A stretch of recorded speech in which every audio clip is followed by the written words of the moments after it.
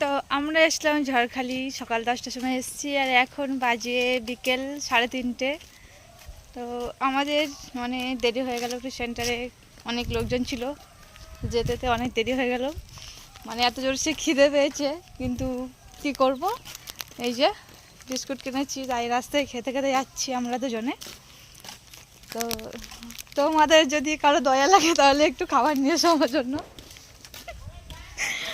মানে আমি হেঁটে যেতে পারছি না, মানে এই বিস্কুটটা খেয়ে আমাকে রাস্তায় বসে থাকতে হবে মনে হচ্ছে। সত্যি সত্যি